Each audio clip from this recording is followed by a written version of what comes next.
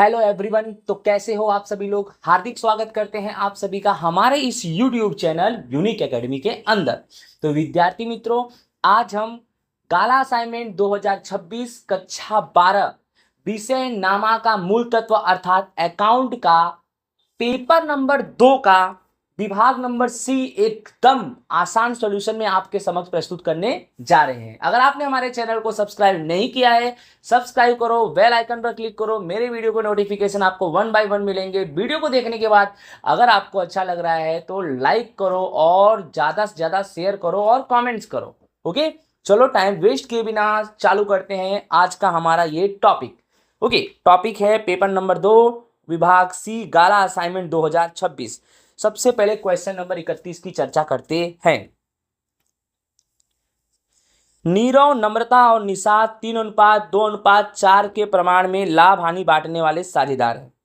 Right, Nirav, नम्रता और निषाद 3:2:4 के प्रमाण में लाभ हानि बांटने वाले साझेदार हैं। मैनेजर को कमीशन देने के बाद बढ़ते लाभ पर 10% कमीशन देना है। यानी मैनेजर को कमीशन देने के बाद बढ़ते लाभ पर 10% कमीशन देना है। नम्रता के भाग में ₹30,000 का लाभ आता है तो मैनेजर के कमीशन की गणना करो। विद्यार्थी मित्रों, यहां पर हमें मैनेजर की कमीशन का गणना करना है और यहां पर दिया क्या है, कमीशन का प्रतिशत 10 दिया है और नम्रता के भाग में कितना लाभ आ रहा है, 30,000 आ रहा है और लाभ हानि का प्रमाण 3:2:4 है। तो सबसे पहले हम इसे ध्यान में रखेंगे। पूंजी का प्रमाण होता ध्यान में नहीं रखते। और नम्रता के हिस्से का लाभ कितना आ रहा है, 30,000। कमीशन कितना दिया गया है, 10%। चलो, तो सबसे पहले हमें ज्ञात करना है मैनेजर के कमीशन की गणना करनी है। तो सबसे पहले आप ये जानो कि मैनेजर के कमीशन का हमें गणना करना है। ठीक है, तो मैनेजर के कमीशन का गणना करने से पहले हमें कुल लाभ का गणना करना पड़ेगा। राइट, कुल लाभ का गणना करना पड़ेगा क्योंकि 10% तो कमीशन तुम्हारा दिया गया है। अगर तुम्हें कुल लाभ मिल जाएगा तो कुल लाभ का 10% निकाल दोगे तो मैनेजर का कमीशन निकल जाएगा। सबसे पहले हमें कुल लाभ निकालना पड़ेगा। ठीक है, अब इसमें ध्यान से समझो कि नम्रता के भाग में 30,000 रुपये आता है।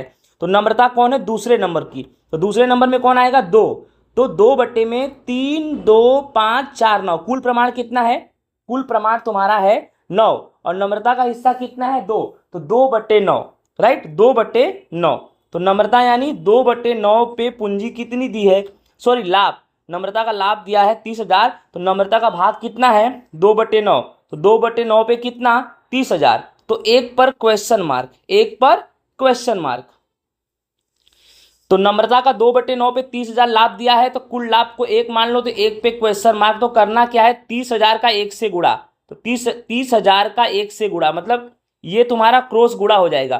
तो 30,000 गुणे 1 हो गया और ये 2/9। राइट, ये कहाँ जाएगा, भाग में दिया गया है 2/9 नीचे जाएगा। यानी 30,000 गुणे 1 और बटे में 2/9। अब करना क्या है, 30,000 ये 2/9 भाग में है, अगर मैं इसको गुणे में करूंगा तो 9 ऊपर चला जाएगा और 2 नीचे। फिर 30,000 का गुणा 9 में करेंगे 2,70,000 बटे में 2।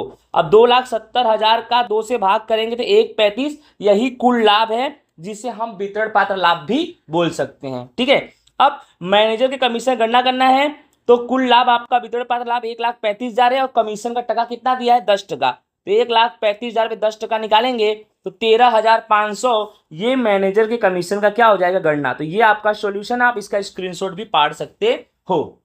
चलो, आई होप आपको समझ में आ गया होगा। नेक्स्ट चलेंगे हम क्वेश्चन नंबर 32 पे।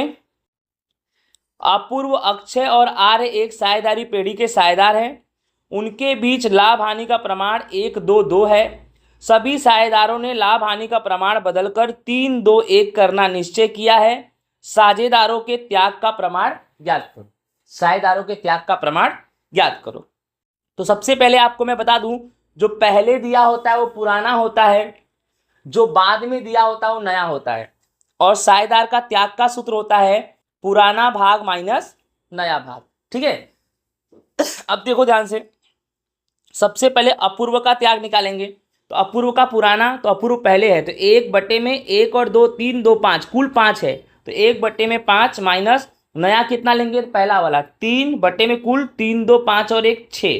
ठीक है, फिर 6 का गुणा 1 में करेंगे 6 माइनस, बीच में माइनस है, फिर 5 का गुणा 3 में करेंगे तो 15/5 का 6 में करेंगे तो 30 आया। ठीक है, अब करना क्या है आपको, 6 में से 15 घटाओ तो -9/30। कभी भी त्याग का प्रमाण ज्ञात कर रहे हो और उत्तर माइनस में आएगा तो लाभ होगा, ठीक है।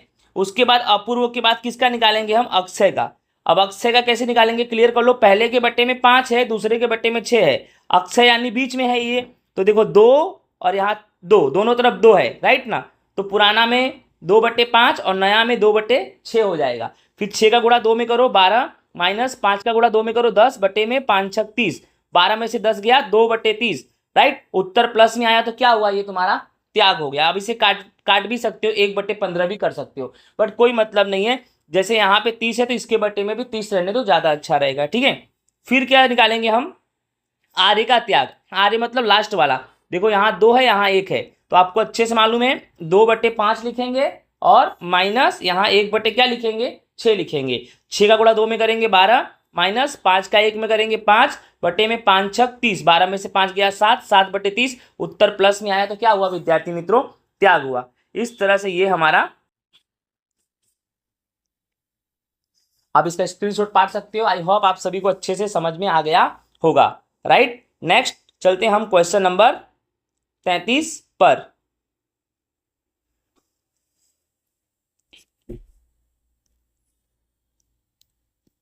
क्वेश्चन नंबर 33 पेढ़ी के विसर्जन खर्च 10,000 हुआ, मैंने रोजनामचा लिखना है, 3 है और तीनों के अपने को क्या लिखने हैं, रोजनामचा लिखने हैं, ठीक है। तो भाई पेढ़ी का विसर्जन खर्च कितना हुआ, 10,000। तो खर्च हुआ है तो चुकाना पड़ेगा, चुकाओगे तो रोकड़ जाएगी, तो रोकड़ खाता जमा हो जाएगा, वसूली खाता उधार। देखो ये आपका रोजनामचा है, वसूली खाता उधार और रोकड़ ओब्लिक बैंक खाता जमा, 10,000 और 10,000। बोलो क्लियर, समझ में आ गया आपको। दूसरा, भूतकाल के अपलिखित डूबत ऋण के 12,000 में से 8,000 वापस मिला। भाई 12,000 तो डूब चुका था, लेकिन उसमें से 8,000 वापस मिला तो रोकड़ आएगी, तो रोकड़ खाता क्या होगा, उधार, यानी रोकड़ ओब्लिक बैंक खाता उधार और वसूली खाता जमा, 8,000 8,000। बोलो ये भी आपको समझ में आ गया होगा। फिर बही में ख्याति दर्शाया नहीं गया है, परंतु विसर्जन के समय उसके बिक्री से 40,000 मिले। भाई ख्याति नहीं दर्शाया गया, कोई बात नहीं, बट बिक्री से 40,000 मिले तो रोकड़ आएगी, तो रोकड़ ओब्लिक बैंक खाता उधार, वसूली खाता जमा, 40,000 40,000। तो आई होप विद्यार्थी मित्रों आप सभी को ये अच्छे से समझ में आ गया होगा रोजनामचा, राइट। चलो आगे चलते हैं। 34, साझेदारी पेढ़ी के विसर्जन के संजोग में अदालत किन किन परिस्थितियों में आदेश दे सकती है। अर्थात अदालत कब आदेश देगी कि पेढ़ी का विसर्जन कर दो। भाई अदालत का मीटर कब आएगा, नॉर्मल आप भी विसर्जन कर सकते हो, सहमति से विसर्जन कर सकते हो, सभी साझेदार मिलकर सहमति से विसर्जन कर सकते हो, लेकिन ऐसे कौन से कंडीशन है जिन परिस्थितियों में अदालत को अपील किया जाता है और अदालत हस्तक्षेप करती है कि भाई विसर्जन करना पड़ेगा, ऐसे कौन से परिस्थितियां हैं। पहला नंबर, कोई साझेदार अस्थिर दिमाग का, अर्थात कोई जब साझेदार पागल हो, ऐसे समय पे। कोई साझेदार पेढ़ी के विरुद्ध व्यवहार करता हो, अर्थात पेढ़ी बोले ऐसा करना है और साझेदार जानबूझ के दूसरा व्यवहार करता हो, ठीक है। कोई साझेदार व्यवसाय के नीति नियमों को बार बार भंग करता हो, भाई तो ये गलत है, तो भाई अदालत हस्तक्षेप देगा ना। कोई साझेदार अपने कर्तव्य को निभाने में असमर्थ हो, जो रिस्पॉन्सिबिलिटी उसको दी गई हो नहीं निभा पा रहा हो। कोई साझेदारों से धंधा को लगातार हानि हो रहा है, भाई साझेदारों से धंधा को लगातार कंटिन्यूअस लॉस हो रहा है ऐसे समय पे, और जब अदालत को योग्य लगे, और भी बहुत सारी बातें हैं, ऐसे समय पे हो सकता है, ठीक है। तो ये रहा आपका क्वेश्चन, साझेदारी पेढ़ी के विसर्जन के संजोग में अदालत किन किन परिस्थितियों में आदेश दे सकती है। एकदम आसान आंसर, आई होप आप सभी को समझ में आ रहा होगा। चलो कोई बात नहीं, आगे चलते हैं भाई हम 35 नंबर। ओके, मोस्ट IMP है, यानी कहने का मतलब ये सेक्शन के लिए तो मोस्ट IMP है, बाकी तो आसान होता है, ये थोड़ा टफ होता है। जुगल लिमिटेड का तारीख 1/8/2020 के रोज ₹100 का ऐसे 9% के डिबेंचर 8,000 के मूल कीमत से प्रकाशन, भाई मोस्ट IMP, मूल कीमत से प्रकाशन, जहां 31/7/25 को रोज प्रति 120 से शोधन यानी वापस 120, यानी देखो मूल कीमत तुम्हारा कितना है 100, यहाँ 120। भाई 100 से ज्यादा हो तो प्रीमियम और 100 से कम हो जाए तो बट्टा। अगर 120 की जगह 90 लिखेगा तो बट्टा मानेंगे, और 100 की जगह 120 की जगह 90 लिखेंगे, मतलब यहाँ 100 है, यहाँ कम हो गया, कम हो जाए तो देखो मूल कीमत से अगर कम हो तो बट्टा, और मूल कीमत से ज्यादा हो तो प्रीमियम। यहाँ मूल कीमत 100 है, उससे ज्यादा 120 यानी प्रीमियम से शोधन करना है। तो भाई मूल कीमत से प्रकाशित करना है और प्रीमियम से शोधन करना है, तो कंपनी की बही में डिबेंचर प्रकाशित करते समय और शोधन यानी वापस करते समय आवश्यक रोजनामचा लिखना है, प्रकाशन और शोधन का, ठीक है। तो याद रखना, कंडीशन क्लियर हो गया। मूल कीमत से प्रकाशन और प्रीमियम से शोधन तो रोजनामचा रट लो। बैंक खाता उधार, डिबेंचर आवेदन आवंटन जमा। फिर क्या करेंगे, डिबेंचर आवेदन आवंटन जो जमा किया उसे उधार कर देंगे। और कभी भी मूल कीमत से प्रकाशन और प्रीमियम से शोधन हो रहा है तो डिबेंचर प्रकाशन नुकसान खाता, डिबेंचर से प्रकाशित नुकसान खाता उधार होगा, फिर डिबेंचर खाता जमा होगा, फिर डिबेंचर वापसी प्रीमियम खाता जमा होगा, और लास्ट में क्या होगा, ये जो डिबेंचर खाता जमा किया है उसे उधार कर देंगे, और डिबेंचर वापसी प्रीमियम जो जमा किया है उसे भी उधार कर देंगे, और डिबेंचर धारी खाता क्या कर देंगे, जमा कर देंगे। फिर क्या करेंगे, डिबेंचर धारी खाता उधार करके बैंक खाता क्या कर देंगे, जमा, क्योंकि डिबेंचर धारी यहाँ जमा है तो यहाँ उधार और बैंक जमा। रकम कैसे भरते मैं आपको बता रहा हूँ। सबसे पहले आपका डिबेंचर कितने का, 8,000 का, तो 8,000 का मूल कीमत 100 है, तो 8,000 गुणा 100 करो तो 8 लाख आ गया, ठीक है। फिर डिबेंचर आवेदन आवंटन 8 लाख से जमा है तो यहाँ उधार है तो 8 लाख से उधार हो जाएगा, ठीक है। फिर डिबेंचर खाता का रकम कैसे भरेंगे, वही 8,000 गुणा 100 यानी 8 लाख। फिर प्रीमियम का रकम कैसे भरेंगे, तो प्रीमियम कितना 120, तो 100 तो मूल कीमत है, 20 यानी एक्स्ट्रा, यानी प्रीमियम तुम्हारा 20 है, तो 8,000 का 20 से गुणा करेंगे तो 1,60,000 हो जाएगा, ठीक है। अब देखो 8 लाख और 1,60,000, 9,60,000 हो गया, और यहाँ पर 8 लाख है तो 9,60,000 में से 8 लाख घटाओगे तो 1,60,000। सिंपल सी बात है, यहाँ 8 लाख है, यहाँ 8 लाख, यहाँ 1,60 ज्यादा तो यहाँ पर 1,60, उधार जमा दोनों बराबर होना चाहिए, ठीक है। उसके बाद डिबेंचर खाता उधार, तो डिबेंचर जमा कितने से होगा, 8 लाख से, तो उधार भी कितने से होगा, 8 लाख से। फिर डिबेंचर वापसी प्रीमियम कैसे लिखेंगे, आपको अच्छे से मालूम, ये रहा डिबेंचर वापसी प्रीमियम 1,60, तो यहाँ 1,60 लिख देंगे। फिर डिबेंचर धारी खाता जमा, तो 8 लाख 1,60 को जोड़ेंगे तो 9,60 आएगा, ठीक है। फिर लास्ट में डिबेंचर धारी खाता उधार बैंक खाता जमा, तो डिबेंचर धारी कितना है भैया हमारा 9,60, तो 9,60 हो जाएगा। कंप्लीट हुआ कि नहीं कंप्लीट हुआ। इस तरह से ये हमारा क्वेश्चन का आंसर होता है कंप्लीट। आई होप आप सभी को समझ में आया होगा, आप स्क्रीनशॉट इसका पाड़ सकते हो, राइट ना। Question number 35 done. चलो आगे चलते हैं भाई, लास्ट क्वेश्चन पे चलते हैं हम। लास्ट क्वेश्चन हमारा क्या है, परिवर्तन यानी रूपांतरण के आधार पर डिबेंचर के प्रकार समझाओ, ठीक है।